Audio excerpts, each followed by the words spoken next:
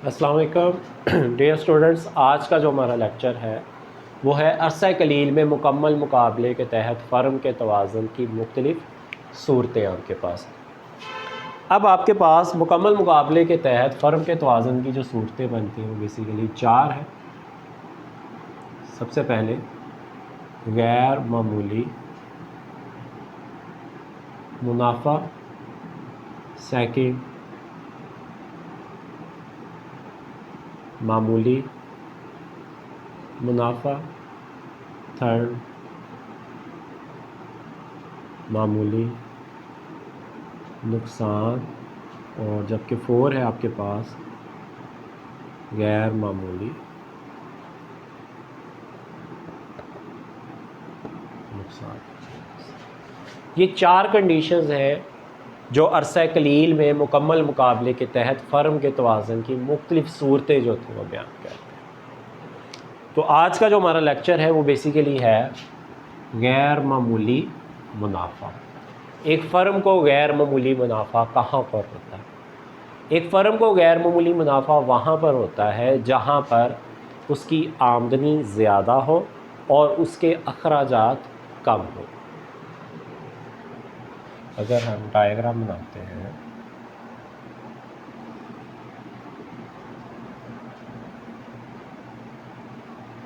इस तरफ क्वांटिटी, इस तरफ average revenue, marginal revenue, price, cost,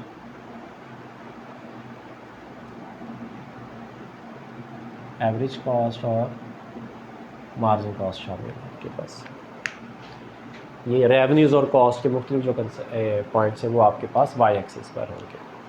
मुकम्मल मुकाबले में हमेशा प्राइस जो होती है वो बराबर होती है ए आर और ये बराबर होता है एम आर के। अब फ़र्म के मुकम्मल मुकाबले के अंदर जो फ़र्म की जो प्राइस है वो ये लाइन, और कंडीशंस कौन सी आपके पास? गैर मामूली मुनाफा। एक फ़र्म को मुनाफा ज़्यादा हो रहा है, आमदनी ज़्यादा है, अखराजात कम, तो इसका मतलब है कि अखराजात का जो ख़त होगा वो लाइन से नीचे होगा आपके पास। तो ये है आपके पास एवरेज कॉस्ट का ख़त।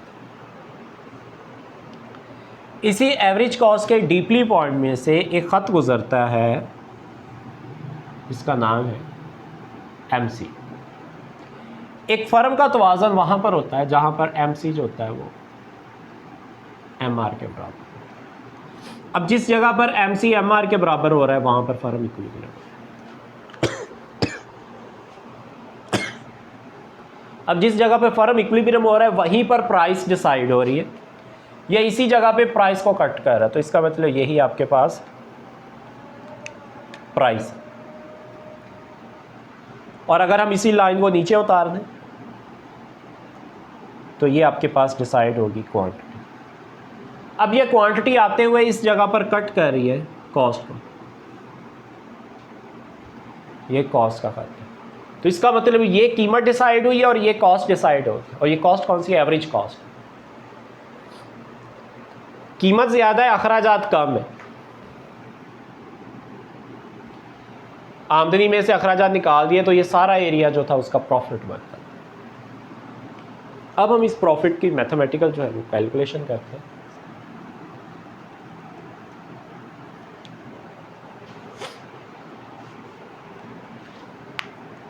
प्रॉफिट जो होता है वो बराबर है आपका total revenue minus total cost के कुल आमदनी में से कुल अखराजात को निकाल दिया जाए। अब कुल आमदनी क्या है?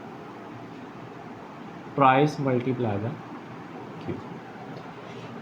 अब ओरिजिन से आप मेजरमेंट करें कि प्राइस कितनी डिसाइड हुई, ओ से लेकर पी तक, जबकि क्वांटिटी ओ से लेकर क्यू। अगर हम ओ पी और ओ क्यू को मल्टीप्लाई करते तो ये हमारे पास एक पूरा स्क्वायर बन जाएगा। ओ पी और ओ क्यू को मल्टीप्लाई किया तो ये बन गया ओ पी ई क्यू।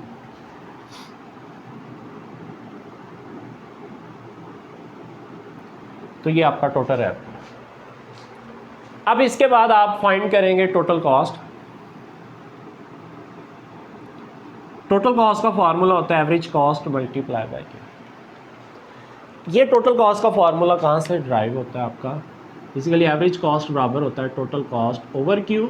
ये क्यू इधर आकर क्या हो जाएगा? मल्टीप्लाई हो जाएगा।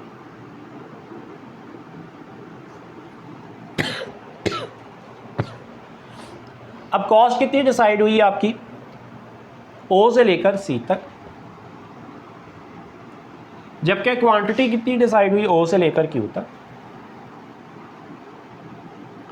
तो अगर हम ओ सी और ओ क्यू को मल्टीप्लाई करते तो ये आपके पास बनेगा O C F Q.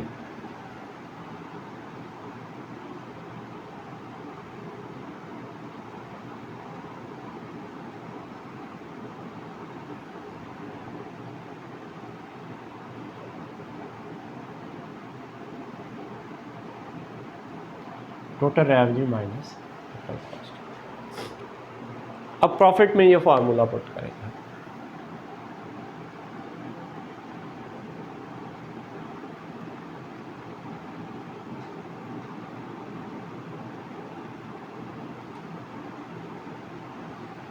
Total revenue क्या बन गया आपके पास? O P E Q minus O C F Q. अगर हम ओ पी ई क्यू में से ओ सी एफ क्यू निकाल देते हैं, ओ पी ई क्यू में से ओ सी एफ क्यू निकाल दें तो हमारे पास जो एरिया बचेगा वो ये सारा है।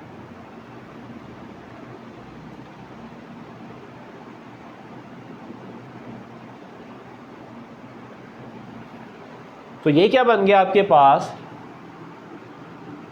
सी पी ई एफ, जो कि आपका कहलाएगा गैर मामूली मुनाफा। गैर मामूली मुनाफे में आमदनी ज़्यादा है और आपके जो अखराजात हैं वो कम है आपके पास। बेसिकली अरसा कलील के अंदर मुकम्मल मुकाबले के तहत फ़र्म के तवाज़ुन की 4 सूरतें बनती हैं। पहली है गैर मामूली मुनाफा, दूसरी है मामूली मुनाफा, तीसरी मामूली नुकसान और चौथी गैर मामूली नुकसान। अब सबसे पहले हमारे पास जो लेक्चर में आता है टॉपिक है वो है गैर मामूली मुनाफा। अब नॉर्मल प्रॉफिट जिसे हम कहते हैं, अब नॉर्मल प्रॉफिट में आमदनी ज़्यादा होगी और अखराजात जो होंगे वो कम होंगे। हमने एक डायग्राम ली, एक्स एक्सिस और वाई एक्सिस हमारे पास, एक्स एक्सिस और वाई एक्सिस। उसमें सबसे पहले मुकम्मल मुकाबले की लाइन ली, प्राइस ए आर और एम आर। फिर हमने ये आमदनी की लाइन होगी, अखराजात के खत इससे नीचे से गुजारा, इसके डीपली पॉइंट में से एम सी का खत गुजारा। एम सी का खत जिस जगह पर एम आर के बराबर होता है वहाँ पर फर्म का तवाज़ुन हो जाता है। जिस जगह पर तवाज़ुन होता है उस जगह पर प्राइस और क्वांटिटी डिसाइड हो जाती है, और क्वांटिटी जिस जगह पर कॉस्ट को कट करती है वहाँ पर कॉस्ट डिसाइड हो जाती है। तो कॉस्ट को यहाँ पे क्वांटिटी ने कट किया, अब कॉस्ट इतनी है, प्राइस इतनी है, तो इस प्राइस में से इस कॉस्ट को निकाल दिया, तो ये वाला जो एरिया बचा ये आपके पास गैर मामूली मुनाफा बच गया।